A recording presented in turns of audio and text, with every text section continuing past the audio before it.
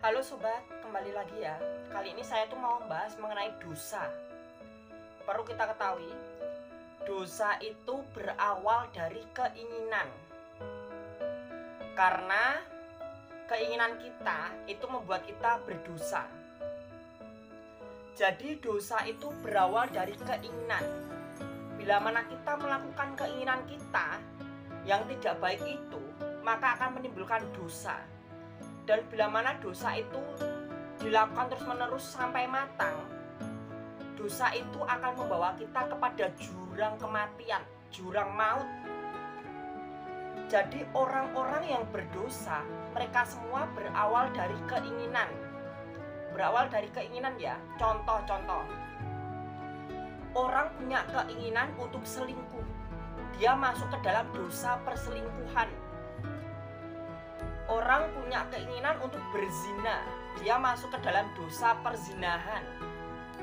Orang punya keinginan untuk mabuk-mabukan atau minum obat terlarang, dia masuk ke dalam dosa pemabuk atau dosa-dosa narkoba.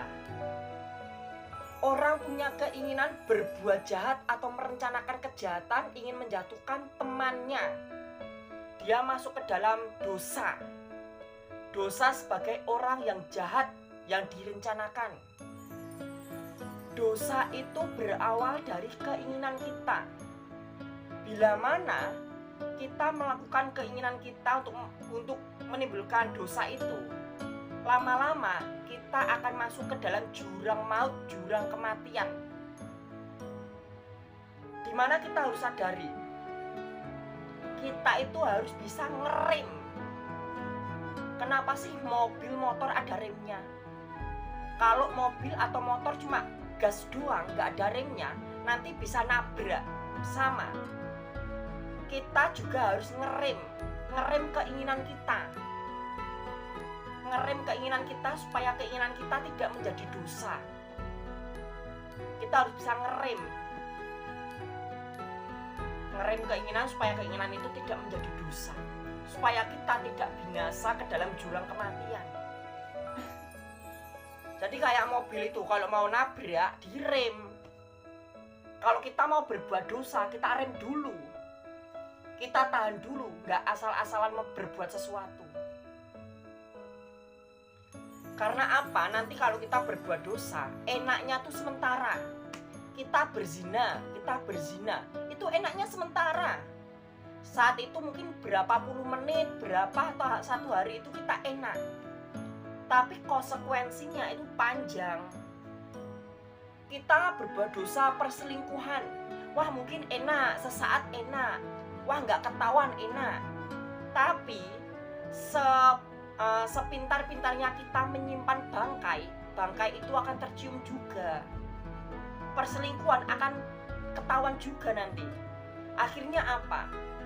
Nanti akibatnya itu jangka panjang, bisa sampai perceraian. Kita mabuk-mabukan atau minum obat terlarang, itu memang saat-saat itu memang kita menikmati. Wah, kita nikmati mabuk, kita menikmati obat terlarang, efeknya gitu ya. Tapi lihat, setelah kita melakukan dosa itu nanti jangkanya, akibatnya itu jangka panjang. Ya kalau di dunia, kalau kamu nggak ketahuan polisi nggak apa-apa. Nanti kalau kamu ketahuan polisi, kamu di penjara loh.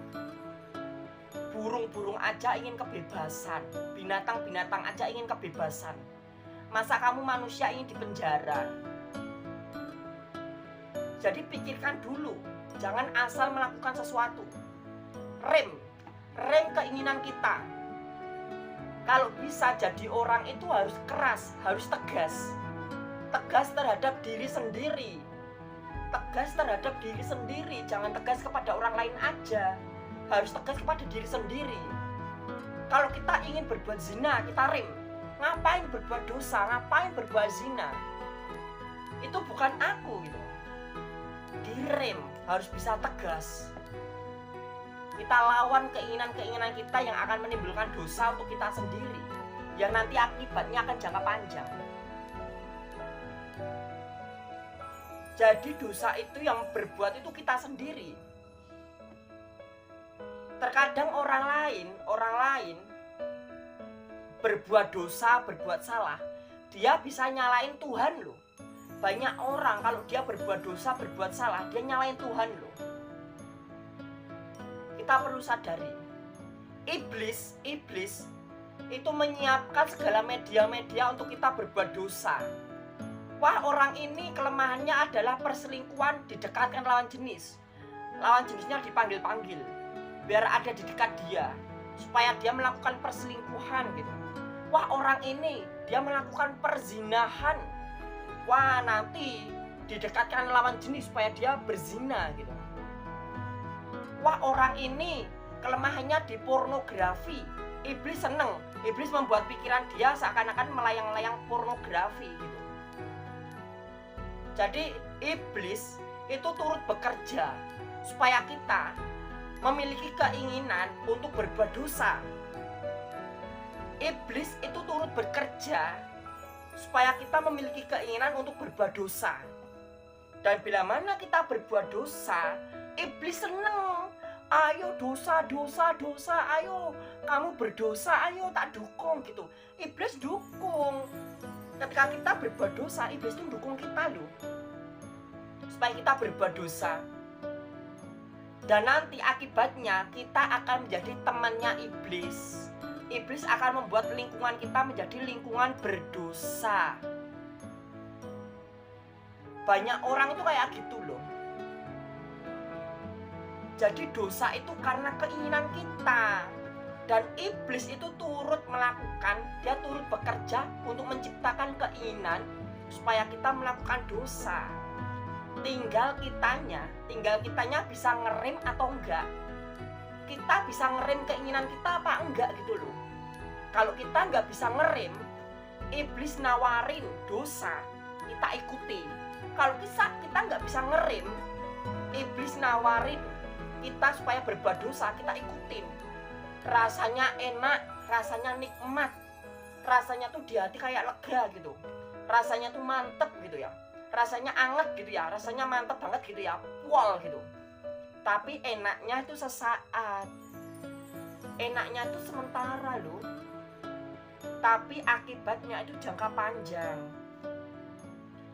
Jadi saya himbau supaya kita itu bisa ngerem keinginan kita.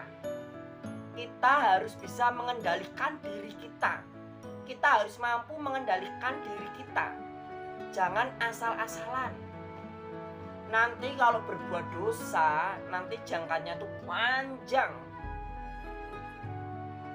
Dimana iblis, kuasa kegelapan, itu selalu mengintai kita. Dia melihat kelemahan kita di bagian mana, kelemahan kita bagian mana gitu.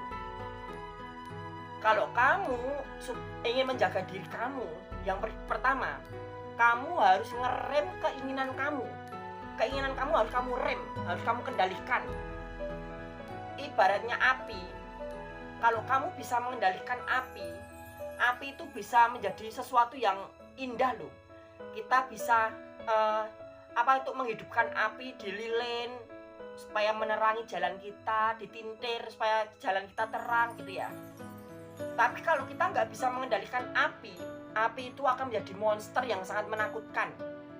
Api itu akan membakar menjadi monster yang menakutkan, yang akan menjadi monster yang menyakitkan. Kita harus bisa mengendalikan diri kita. Yang kedua, harus bisa tegas. Tegaslah kepada dirimu sendiri. Kamu harus bisa tegas kepada dirimu sendiri. Lalu yang ketiga, kamu harus berani berkata tidak. Aku tidak mau, aku tidak setuju, itu dosa. Iblis mendatangkan lawan jenis di dekatku. Aku nggak mau, aku nggak setuju, itu dosa. Walaupun aku suka dia, walaupun aku suka kamu, tapi kalau aku disuruh berbuat dosa, aku nggak mau gitu.